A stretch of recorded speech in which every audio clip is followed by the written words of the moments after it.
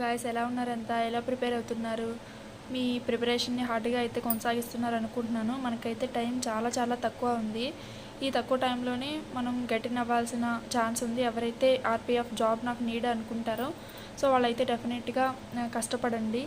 ఈ 4 నెలలు కనుక మనం కష్టపడితే ఇంకా మనల్ని అడిగే వాళ్ళు ఎవ్వరూ ఉండరు అనమాట. మనం హ్యాపీ లైఫ్ని మిగతా 50 ఏళ్ళు కూడా లీడ్ చేయొచ్చు. మనం ప్రిపరేషన్ అనేది ఒక ప్లాన్ ప్రకారం అయితే వేసుకొని చదవండి, డెఫినెట్గా సక్సెస్ అయితే వస్తుంది. అండ్ మొన్న వచ్చేసి నేను జనరల్ అవేర్నెస్ టాపిక్స్ అనేవి కొన్ని అప్లోడ్ చేశాను. ఇంకా కొన్ని టాపిక్స్ అయితే ఉన్నాయి, అవి కూడా మీకు చెప్దాం అనుకున్నాను. సో నేనైతే ప్రీవియస్ ఇయర్స్ పేపర్స్ అనేవి సాల్వ్ చేస్తున్నానని చెప్పాను కదా, వాటిలో నుంచి కొన్ని ఇంపార్టెంట్ టాపిక్స్ అయితే తీసుకున్నాను. ఆల్మోస్ట్ అన్నీ అయితే కవర్ అయిపోతాయి ఇవి కనుక చదివితే. మీకు అవుట్ ఆఫ్ 50 మనకి 35 మార్క్స్ అయితే డెఫినెట్గా అయితే మనం స్కోర్ చేయొచ్చు దీని నుంచి అయితే. ఇంకా కొన్ని టాపిక్స్ అంటారా, మనం ఎంత చదివినా సరే ఎక్కడ చోట మిస్ అయిపోతూనే ఉంటాయి, అది వేరే విషయం. కనీసం మనకి తెలిసిన టాపిక్స్ అండ్ ఎగ్జామ్లో ఇవి డెఫినెట్గా వస్తాయి అన్న టాపిక్స్ మాత్రం అస్సలు మిస్ అవ్వకుండా చదువుకోండి. ఎవరైతే అర్థమెటిక్ అండ్ రీజనింగ్లో కొంచెం వీక్గా ఉన్నారో వాళ్ళైతే ఈ టాపిక్స్ అనేవి డెఫినెట్గా అయితే చదువుకోండి. ఇక టాపిక్లోకి వెళ్ళిపోతే ఇది పార్ట్ 2 అనమాట. మొన్న పార్ట్ 1 అప్లోడ్ చేశాను. ఇంపార్టెంట్ న్యూక్లియర్ పవర్ ప్లాంట్స్ అంటే మనకి పవర్ ప్లాంట్స్ ఉన్నాయి కదా, న్యూక్లియర్ పవర్ ప్లాంట్స్ అనమాట. ఇవైతే చదువుకోండి, కొన్నే ఉంటాయి. తారాపూర్ పవర్ స్టేషన్ అని ఈ విధంగా అనమాట. సో అవైతే డెఫినెట్గా చదువుకొని వెళ్ళండి ఎక్కడ ఉన్నాయి. అండ్ ఫస్ట్ ఏంటి, రీసెంట్గా ఏమన్నా కట్టించారా ఇవన్నీ చూసుకోండి. అంటే ఏదైనా కోడ్ వర్డ్ ద్వారా మీరైతే గుర్తుపెట్టుకోవడానికి ట్రై చేయండి ఏది ఎక్కడ ఉంది అని. ఇప్పుడు తారాపూర్ పవర్ ప్లాంట్ అనుకోండి, అదైతే మనకి ముంబై మహారాష్ట్రలో ఉందన్నమాట తారాపూర్. అండ్ తర్వాత వచ్చేసరికి important battles in Indian history, ఇది ఆల్రెడీ చెప్పాను అనుకుంటా, ఓకే స్కిప్ చేయండి. తర్వాత thermal power plants in India, thermal power plants అయితే ఏమున్నాయి. ఆ తర్వాత ఇంపార్టెంట్ రెవల్యూషన్స్, గోల్డెన్ రెవల్యూషన్స్, ఇంకా మనకి white revolution, green revolutions and వాటి యొక్క ఫాదర్స్ ఎవరు అనేది అయితే చదువుకోండి. తర్వాత Nick names of Indian cities అంటే మనకి కొన్ని ఇంపార్టెంట్ సిటీస్ అయితే ఉన్నాయి కదా, గోల్డెన్ సిటీ ఎక్కడ ఉందనేసి. సో ఈ విధంగా అనమాట. తర్వాత డిఫరెంట్ టైప్స్ ఆఫ్ స్టడీస్ అనమాట. స్టడీస్ ప్యాథాలజీ అంటే ఏమిటి, సెలినాలజీ అంటే ఏమిటి, డిఫరెంట్ టైప్స్ ఆఫ్ స్టడీస్ అయితే చదువుకోండి. తర్వాత డిస్కవరీస్ అండ్ ఇన్వెన్షన్స్ అనమాట, ఎవరు ఏం కనిపెట్టారు అనేది అయితే డెఫినెట్గా చదువుకొని వెళ్ళండి. అంటే మనకి గ్రావిటేషన్ వచ్చేసరికి న్యూటన్, ఈ విధంగా ఉన్నాయి కదా అవి. తర్వాత రిలేటివిటీ వచ్చేసరికి మనకి ఐన్స్టీన్, E=mc², ఈ విధంగా కొన్ని ఇంపార్టెంట్ డిస్కవరీస్ అయితే చూసుకొని వెళ్ళండి. తర్వాత బ్రిడ్స్ ఇన్ ఇండియన్ కాన్స్టిట్యూషన్స్ అంటే మనకి ఇవి హేబియస్ కార్పస్, మైండ్మెస్, ప్రొహిబిషన్ ఇవైతే ఉన్నాయి కదా మనకి ఇండియన్ కాన్స్టిట్యూషన్లో. ఆర్టికల్ 32 కిందకి వస్తాయి కదా, అవైతే చదువుకొని వెళ్ళండి డెఫినెట్గా. ఆ తర్వాత రివర్ సైడ్ సిటీస్ అనమాట.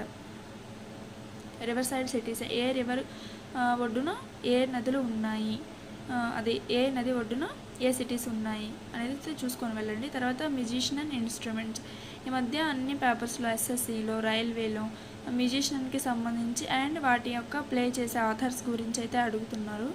సో వాళ్ళకి వచ్చిన అవార్డ్స్ మీకు చదవగలిగితే చదువుకోండి, లేదంటే మ్యాక్సిమం క్వశ్చన్లో వాళ్ళే ఇస్తున్నారు.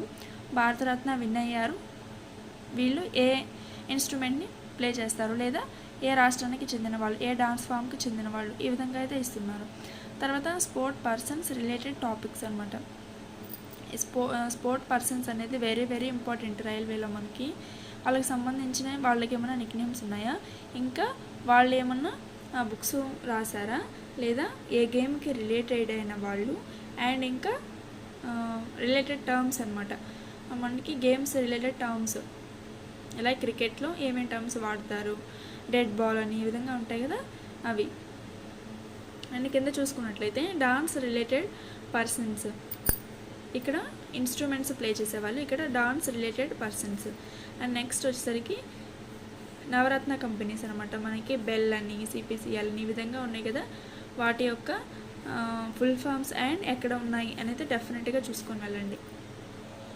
ఇంకా అదర్ టాపిక్స్ ఏంటి అంటే మనకి ఒక ఎగ్జామ్ ఉంది అంటే మనకి ఆ ఎగ్జామ్ యొక్క ప్రీవియస్ ఇయర్స్ పేపర్సే కాకుండా మిగతా ఎగ్జామ్స్వి కూడా, అంటే ఇప్పుడు రైల్వే ఎగ్జామ్స్ మనకి ఆర్పిఎఫ్ ప్రిపేర్ అవుతున్నాం కాబట్టి ఆర్పిఎఫ్ ప్రీవియస్ ఇయర్స్తో పాటు NTPC previous years papers, group డివి అండ్ ఇంకా అర్థమెటిక్ రీజనింగ్ అవి ఎక్కడ అడుగుతున్నారు, ఎలా అడుగుతున్నారు, ఏ క్వశ్చన్స్ నుంచి అయితే అడుగుతున్నారు, టాపిక్ లెవెల్ ఎలా ఉంది, క్వశ్చన్ లెవెల్ ఎలా అడుగుతున్నారు, ఇవన్నీ అయితే చూసుకొని వెళ్ళండి. మీకు ఒక ఐడియా అయితే వస్తుంది. ఆ తర్వాత కొంతమంది మనకి ప్రీవియస్ ఇయర్స్ పేపర్స్ని బేస్ చేసుకుని నేనైతే చూసింది ఏంటి అంటే ప్యూర్ మ్యాథ్స్ ఉందా అక్క అని అడుగుతున్నారు. ప్యూర్ మ్యాథ్స్ అయితే అసలు అడగరండి, మీరు దాన్ని స్కిప్ చేయొచ్చు. ఇంకా ఏదైనా పేపర్ హార్డ్గా ఇవ్వాలి అనుకుంటే మాత్రం ఎక్కడో ఒక చోట 1 or 2 క్వశ్చన్స్ అయితే అడుగుతున్నారు. దీంట్లో నుంచి మనకి అర్థమెటిక్లో అడుగుతున్నవి చాలా తక్కువ అనమాట topics, percentage, ratio and proportions and ఇంకా ఇంట్రెస్ట్ మీద ఎక్కువ క్వశ్చన్స్ అయితే అడుగుతున్నారు. అండ్ ఇంకా ఏంటి అంటే కొంతమంది ప్రీవియస్ ఇయర్స్ పేపర్స్ చూసుకోకుండా లైక్ అన్నీ ప్రిపేర్ అయిపోతూ ఉంటారనమాట. సో ఏంటి అంటే గడియారాలు అనేసి అవైతే రావండి అసలు.